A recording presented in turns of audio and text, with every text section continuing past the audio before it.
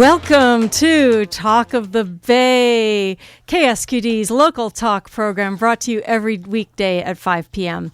I'm your host, Suki Wessling, and today I welcome several people to speak about the upcoming 26th Annual Queer Youth Leadership Awards. These awards recognize queer youth and adult allies across Santa Cruz County for being leaders within their community. We'll find out a lot more about the awards from our first guest, Stuart Rosenstein, Director of the Queer Youth Task Force of Santa Cruz County and co-chair of the 26th Annual Queer Youth Leadership Awards. Welcome, Stuart. Hello, Suki. Thank you for having us. Tell us a little bit about the Queer Youth Leadership Awards. Where'd they come from and what are they? They were founded in 1998 by Terry Cavanaugh, who was part of the Queer Youth Task Force, who felt that there was a need to bring visibility to queer youth leadership. There was a lot of work being done by queer youth, and at the time, there was during the AIDS epidemic, Terry was going to the schools to try to bring awareness to HIV prevention, and the counselors back in those days were mostly telling him, we don't have any queer kids on campus. And he knew that wasn't true, so he created the Queer Youth Leadership Awards as a vehicle to kind of enlighten the community of all these great kids doing great work. And that, brings up that question of when you don't have visibility, when people are hiding, people don't see them. So you're bringing visibility to these teens. Yes, unfortunately, we still have some queer youth who cannot accept their nomination because of unfriendly environment at home or in the community. But for the most part, we do have a lot of celebration around queer youth leaders who have always been doing the work. It's just been invisible. And this event kind of highlights that work. So can you talk a little bit about the sort of range of work that you give the award for? I know it's a pretty wide range. Yes, it is. So it ranges anywhere from queer youth who are out in sports or in academia or in activism. A lot of the students that we honor every year are part of their school's gay-straight alliances or gender and sexuality alliances. Sometimes they're known as sagas or QSAs. And these are students who are leaders on their campuses making changes, fighting for gender-neutral bathrooms or raising flags at their campuses. A wide range of work from, working with administrators to working with, fellow peers, young people to make change on their campus. That sounds great. And you also have adults who, is this new? Because I know that I thought it used to only be youth. I hadn't heard about the adults. Originally, there was adults. It was allies, but it's become a much stronger visibility for our allies. And what is new that started several years after the awards were founded was the organizational allies. So allies we call it the Queer Youth Leadership Awards, and so that's usually what people know, but we do give out an ally award to adults or straight youth who are working alongside many cases with their queer youth leaders. And then the organizations is really an important category that was added. And that's because the Queer Youth Task Force, who produces the Queer Youth Leadership Awards, really works for institutional change. And so when you have organizations who are doing that work, there was a need to recognize the queer youth, the organizations that are working on behalf of queer youth. And so can you talk a little bit about this year's roster so these are nominees and they don't know yet, right? Whether we're in the process of letting everybody know now, but yes. So some of the queer youth leaders who were nominated this year, Aaron Gonzalez was nominated again. So they actually were an awardee last year, and then they were nominated again this year. We have Aiden Parton, and we have Cesar Reyes, Chai Rocamera, whose actually older sibling was a youth nominee several years ago, Christiana Herzog, Corvin Rook Champion, who, by the way, Corvin Rook just wrote an article for Growing Up in Santa Cruz in the May issue. Excellent. So Corvin writes about their experience. Jamin McLean, Letitia Vivian Chen Gladney, Luca Brown, Luca Chavez, Nico Olmsted, Q Licht, And Q Licht actually won the award in 2021. And it's so inspiring that when queer youth continue doing the work, even when they've already been recognized, they continue doing the work. So Q won an award in 21, and Raymond Calvan, Reese Rosenquist, Sion, Erkiletian, and Tim Scott, and Victor Ursune. And these are students that come from all corners of Santa Cruz County, from SLV, from Scotts Valley, from Capitola, Watsonville, Santa Cruz. It is really joyous to see these nominations coming from the entire county. Mm-hmm. And we have coming up pretty soon, if you want to hang on, listeners, you will actually get to hear from Sion, who is one of the nominees, one of the student nominees. What about you said that you're now nominating organizations. What organizations have you nominated? Oh my, well, it is a wonderful selection. So we have Lightspeed Martial Arts from Scotts Valley. We have Niji Dojo from Capitola. SLV Middle School was nominated, their GSA on campus, and Temple Bethel, who was nominated, and Watsonville Film Festival. Those are the 5 organizations that were nominated this year. Excellent. And I thought it was really interesting when you and I spoke, we spoke about Watsonville Film Festival and how they always reach out and make sure to have some inclusive movies that have queer characters. What's so inspiring about the Watsonville Festival is Consuelo and the entire group have worked from the very beginning to not only include LGBT films, but celebrate them. They'll have the filmmakers there at the premieres and showcase them, which it's hard to believe we still have to get excited about that type of inclusivity. But what we're seeing nationally is people shutting doors to the LGBT community. And so the Watsonville Festival has always celebrated LGBT community, and it's so exciting. And Consuelo was telling us that what's so exciting is that they're showing these films to help support queer youth and their families, to highlight these beautiful stories that have been so invisible for so many decades. Well, that dovetails perfectly with introducing our adult ally nominee, who's a guest today, Nadine Saeed, who's the Mission Hill Middle School librarian. Nadine, welcome. Hi, thank you for having me. It's so nice to have you, and it was just such a perfect segue there, because I know that as a librarian, representation is really important to you. Enormously. I mean, everything that we are taught is to represent and to provide access to our community. And students are obviously at the forefront of that. And so, access and relevance is the most important thing. And we're very lucky. Well, first, I just wanted to say how great it is here to hear Stuart talk about the amount of representation that the Queer Youth Leadership Awards sort of reaches out to and makes so visible. And so I didn't really think I was doing anything special. I just thought I was honoring my school community and my students within that are allies and that are queer or are thinking about it, right? Mm-hmm. Still wondering who they are and who they're going to become and the options that they have. And when you think about your role as a librarian for middle schoolers, middle school is such it can be an awkward and difficult age. What do you see your role is as being the librarian? My role, first and foremost, is to provide information that students want and that they relate to, and stories of characters that broaden their perspectives, not influence or change ideas, but broaden their perspectives, and most of all, things they identify with.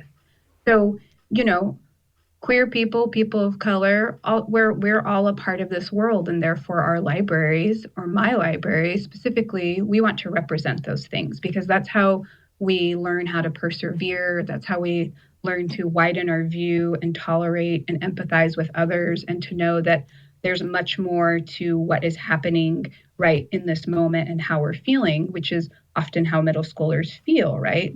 How they're feeling right in that moment is everything.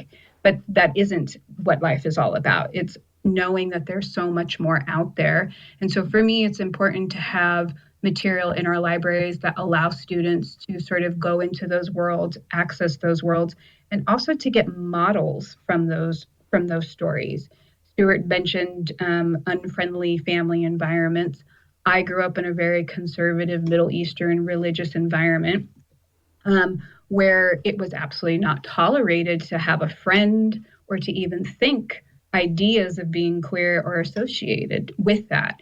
And so to now, and to me, it sort of didn't make any sense because, we came from such a diverse background to then say, no, you can't celebrate this form of diversity was always kind of troubling to me because this is just who our neighbors are and who the people we walk alongside with. And so for me, I think it's really, really important to make sure that libraries are all encompassing and that when patrons and students walk in, they could be exposed to something new. They could be tapping into something that they already know and want to know more about, or something that helps them get through something very difficult, like an unfriendly home environment. Mm-hmm. So. And when you have diverse books in the library, and how do you help get them into the hands of kids? Who do you think will need these books, and how do you figure that out, or do you not? You just let it go? No, we definitely. So, I mean, the whole thing about being a school librarian is sort of assessing the needs of your school, and you start out with what is relevant to students' lives.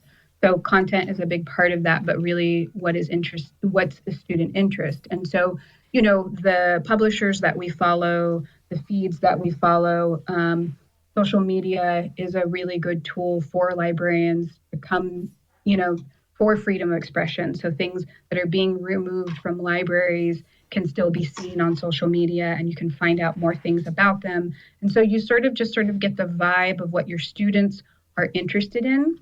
And often they're interested in the messages that are around them. We have a lot of clubs at our school. Any student can create a club for any reason. And so right there, you start to see a lot of student interest. And we've always had a really strong GSA, a really strong gay straight alliance, and a really strong pride club because of the adults at our school. I was very shocked that I was nominated as an ally because of the amount of adults that are allies to our students at school. Mm-hmm. So determining these things is really based on knowing our students. And I've been on our campus for a very long time.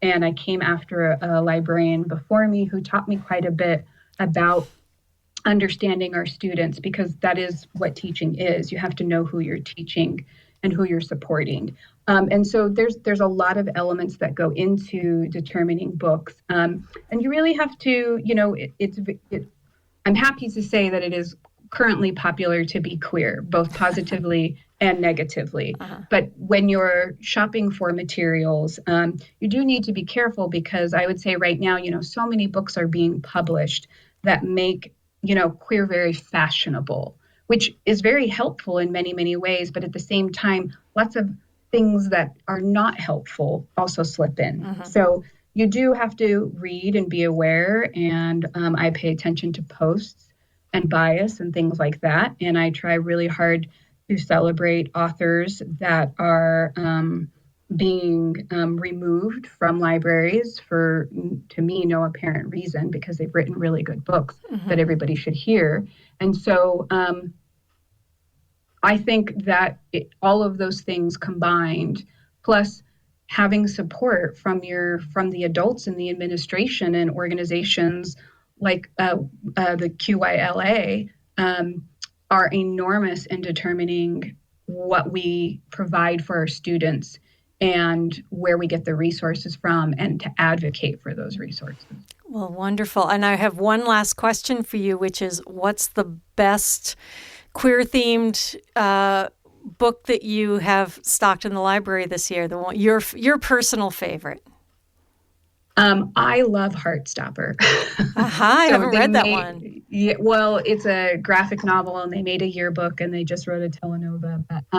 It was on Netflix, and just the way they portray these characters in such an accessible way, and it just makes you feel good when you read it. And it's honest, and it's sweet and it's positive and it's real, and we should all be lucky enough to experience relationships like that as we're coming of age, especially if you're queer. So those have been really, really popular. I enjoy them. They happen to be graphic novels. So the pictures and the positivity of those pictures really sort of shine through. So, and because the author is a YA author and it's written at a graphic novel level, it's easy to make it accessible to middle schoolers of all ages. So. Well, wonderful. Thank you, Nadine. We will be right back with more Talk of the Bay and Queer Leadership Awards. This is your host, Suki Wessling, and I am breaking in here because I have edited our Pledge Week please out of this recording. However, you are going to hear a voice that I wanted to explain quickly, which is that later in this podcast, you will hear station engineer Sandy Stone weigh in about community and support for queer youth in Santa Cruz. KSQD's mission is to support community, and I urge you to go to ksqd.org and give a donation in support of this very, very important community resource. Now back to our discussion about the Queer Youth Leadership Awards. Stuart, we have a student online who has been nominated for the award. Can you, I don't know if Sion's going to want to toot their own horn. Can you toot Sion's horn a little bit before I welcome Sion on? Well, I have to say, Sion is, I want to use the word powerhouse. Asks great questions, is very thoughtful, is aware of what's happening, and one of our youth leaders in our community.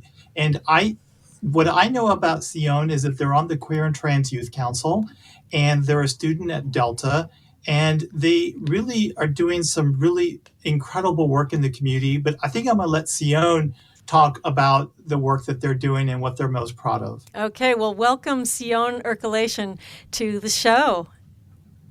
Hi. Hi, Sion. Thank you for coming. What does it mean to you to be nominated for this award? It means so much to me knowing that I made an impact on a community so much that people took notice and was kind enough to nominate me.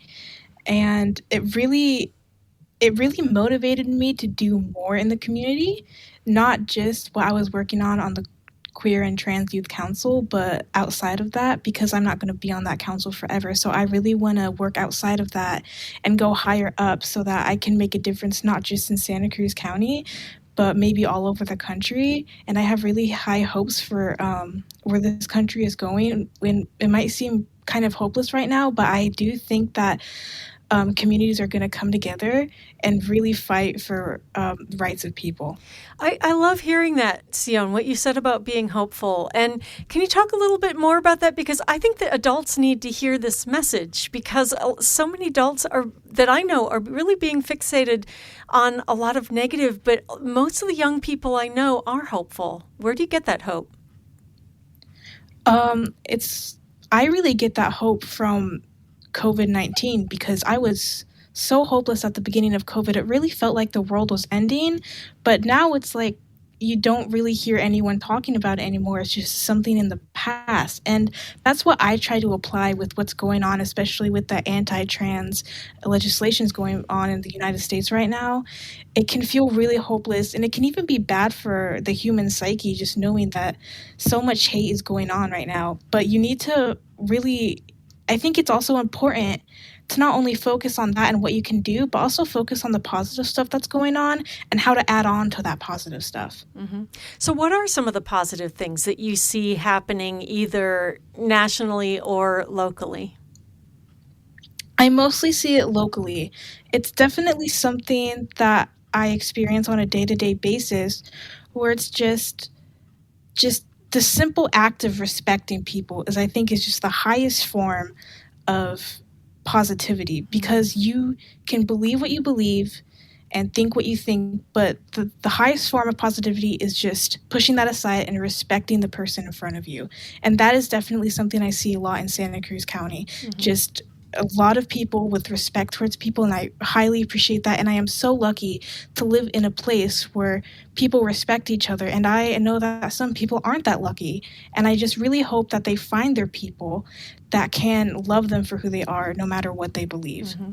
So when you say that people are respectful, what if someone's wondering, well, I wonder if I seem respectful, if I'm an adult who works at a store, for example, and a teen comes in and I can't tell what their gender is, what should I do? How should I act respectful?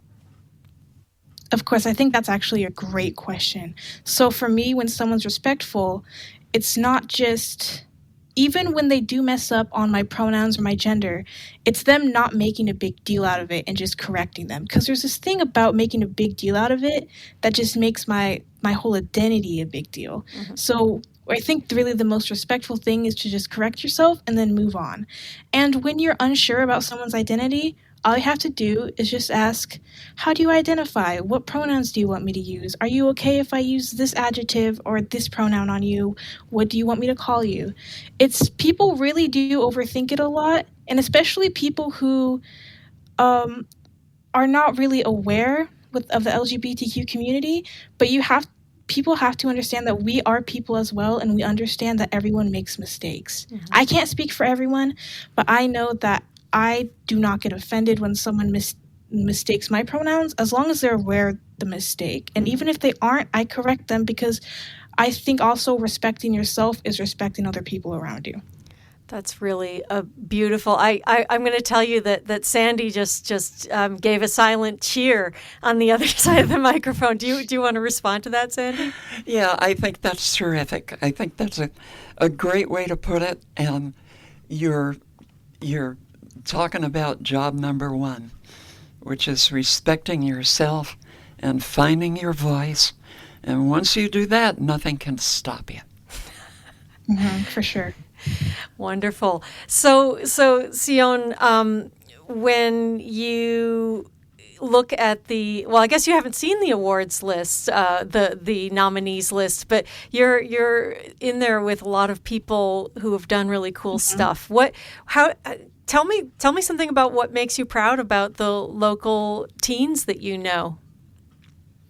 I am on the fellow nominee is Nico Olmsted, which is also on the Queer Youth Council, the Queer and Trans Youth Council, and we're pretty close. I'd say we're pretty good friends, and me and him have done a lot of work on the Queer and Trans Youth Council, and it makes me proud knowing that we got recognized for that. Not just me, but him, because he deserves just as much as the credit as I do.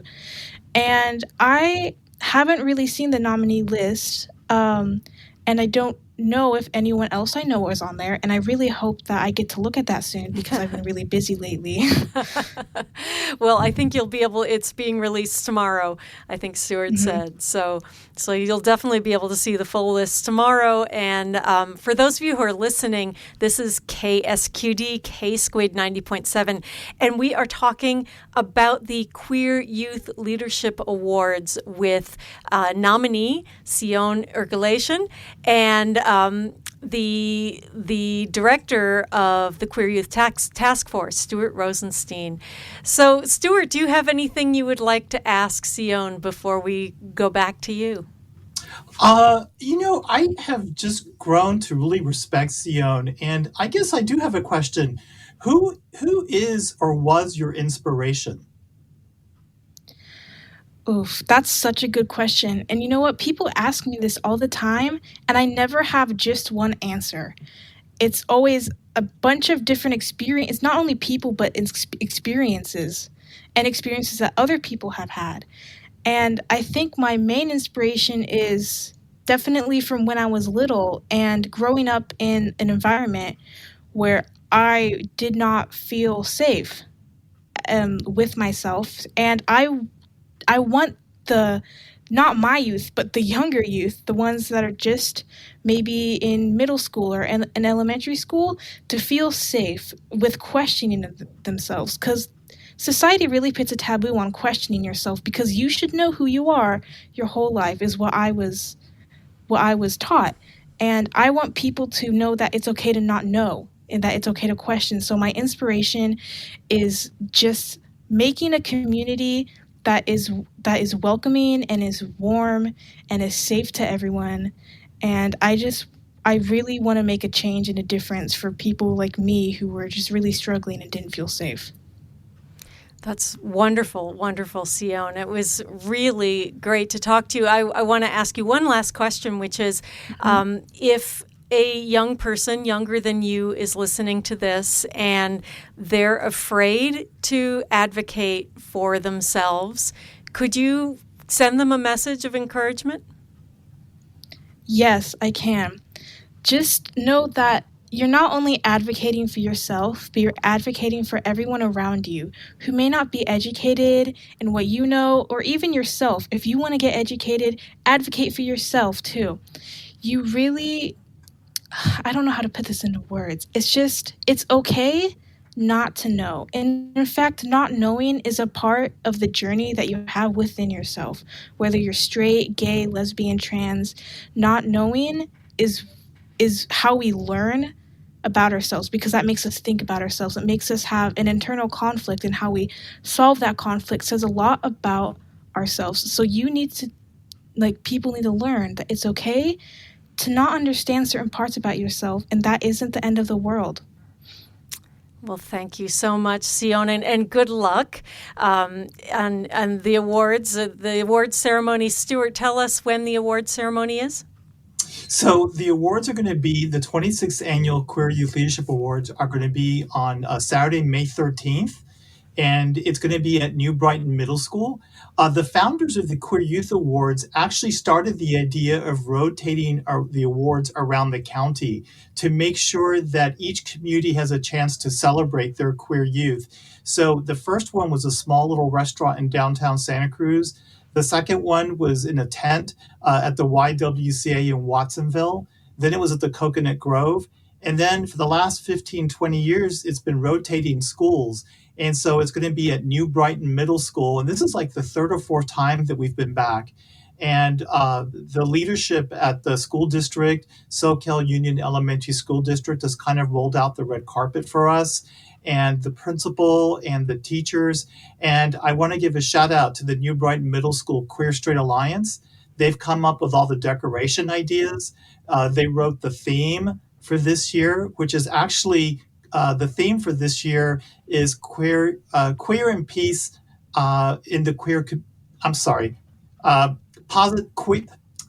can't say it. Peace and positivity in the queer community. And so I'm really inspired that Sion didn't even know that it was talking about positivity. And so I think it's amazing how, and that's what I love about these Queer Youth Leadership Awards, is that the queer youth and trans youth of today could be seeing all this negativity, but these middle school kids at New Brighton Middle School came up with the theme of peace and positivity in the queer community. So I just want to give a shout out to the queer youth and the allies at New Brighton Middle School.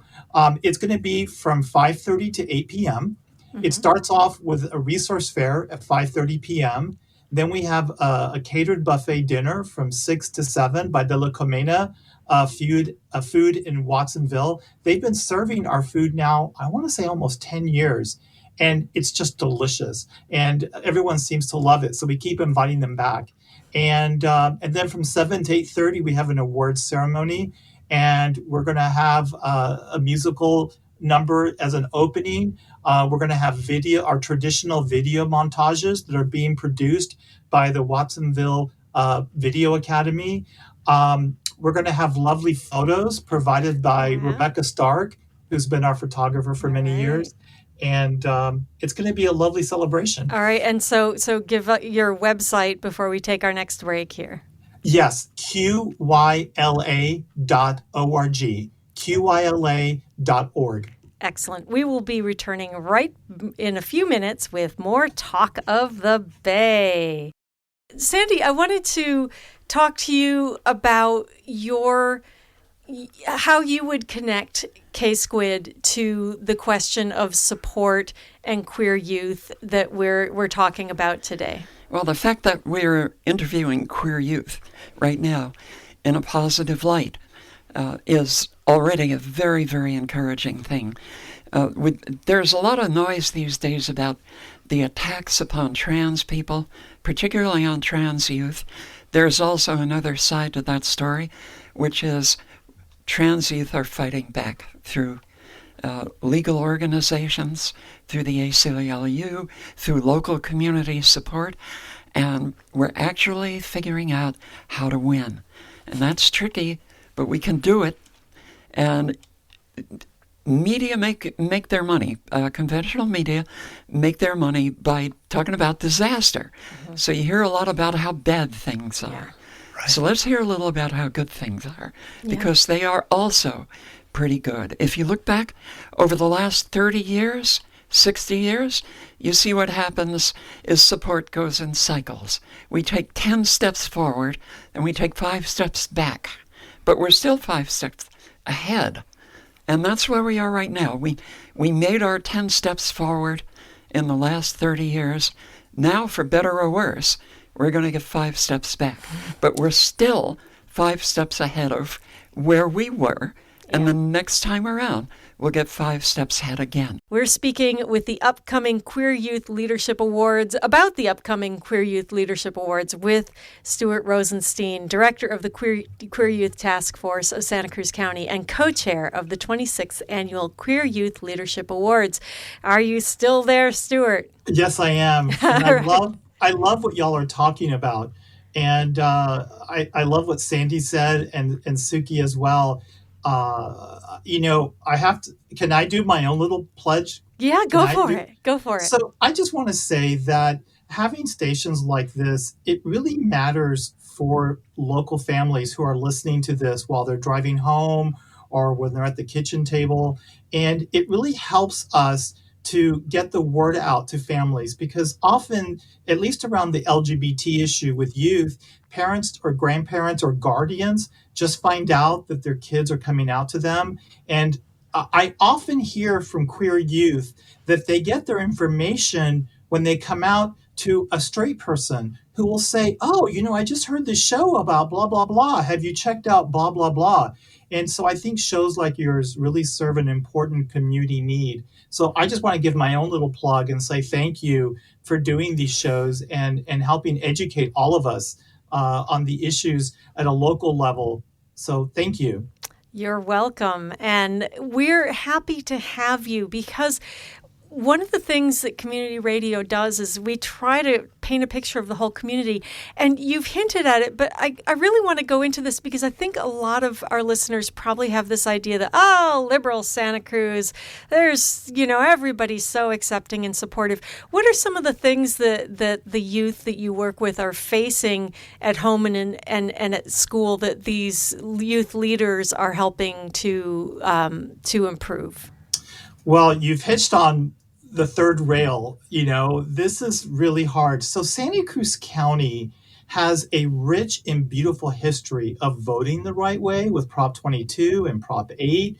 And the leadership in this county is incredibly strong. We have one of the oldest LGBT communities in the state of California. Mm-hmm. And so, from the John Lairds being elected as openly gay mayors in the 1980s, and allies, who are out there like, I don't want to start mentioning names because then I can't stop. But, you have all this incredible, but where we see challenges is sometimes people will vote the right way, but when their kid comes out to them, what I hear from youth is the parents, the guardians, the grandparents, they're fine with gay friends, gay neighbors, LGBT teachers, trans, community leaders. But when it comes to their kid, they all of a sudden, it's a different experience. I will tell you that my own father, when I came out to him, was very loving, very accepting. He is my role model. He passed away now about 17 years ago. But my dad told me that, he was kind of homophobic when he was a kid, but he accepted me with love. And we were talking one day, and he asked me, what's the newest things going on in the LGBT community? And this was about, 20 years ago. And I said, Dad, right now everyone's talking about Simon LeVay's discovery that it's a gay gene. And would you take a pill to change? And I was just sharing this with my dad, and my dad said, "Oh, I'd want you to change." And I'm Wow. like, "Wait a minute, Dad, you just told me you've been, for the last 10, 15 years since I've been out, you've been so supportive and loving." He goes, "Oh, I love you unconditionally, and I love you. But wouldn't your life be easier if you weren't gay?" And I'm like, "Dad, there's so many other things about me that would make my life easier. That's not going to make things any different." And so that's what I hear from queer youth, is when they come out trans or bi or pansexual or queer or non-binary, the parents are like, "Are you sure? You sure you want to make this public?" And we have heard from kids that parents don't believe their kids when they come out in middle school. We have we have 3 or 4 kids who could not accept their nomination this year because the parents are extremely homophobic and transphobic. One kid had to make a decision: do they love their family, or do they stand out and be proud that they're LGBT?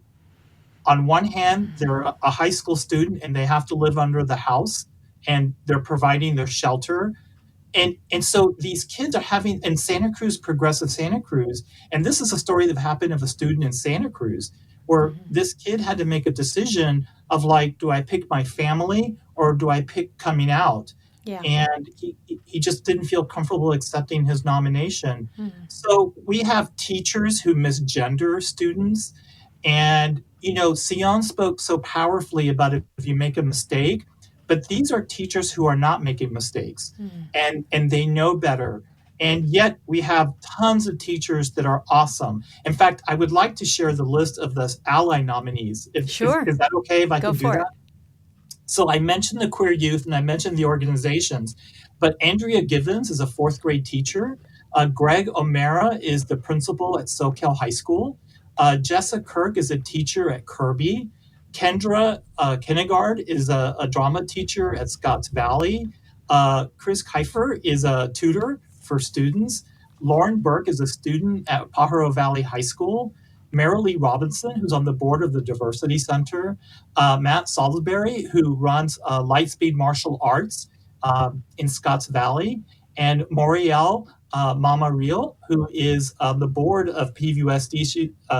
She's a student straight ally on the PVUSD school board. There's Nadine Saeed, who we just had on the show. Rhiannon from Soto, who's the club advisor and teacher at Branca 40, and Rev Reeve, who does a lot of EDI work, diverse education for disabled communities. So these queer and straight allies are just doing incredible work, and it is allies that are just really fabulous. But yes, we do hear these stories of not being believed and not listening to their students, their kids. And so we unfortunately see that, and which makes Sion's comments even that much more powerful, because we know that Sion has faced this as well, And I like what Sandy said about how our trans and our LGBT young people are just forging ahead. Yeah. Yeah, and to hear Sion being so hopeful was just amazing and amazing. And I want to, point out that it is mentors like you that are helping the next generation of kids do the things that they're doing, which is amazing and wonderful. And I want to play a short clip at the end of this from several people who won the first 1998 Queer Youth Leadership Awards and now are adults making a difference in their communities. And so we're going to end out the show with that. But first, I want to thank you, Stuart Rosenstein, for being on the show, and also Nadine Saeed and Sion Erkiletian for joining us and talking about our community. It's been so wonderful. Thank you, Stuart. Thank you so much. Listeners, please visit KSQD.org to find this podcast and see all the links to all the information we've discussed, including the entire video, which you will hear the end of here. So my advice to awardees and nominees, past and present, is be yourself and be vocal. Sí se puede. It's what we like to say is you can do it, keep at it. There's a lot of work that continues to be fundamental moving forward. To just always be aware of your own complacency and tribalism. Makes me emotional because QY to me represents change and social justice. And so I do it at home, I do it in community, I do it professionally, and all of that has a ripple effect, I have no doubt.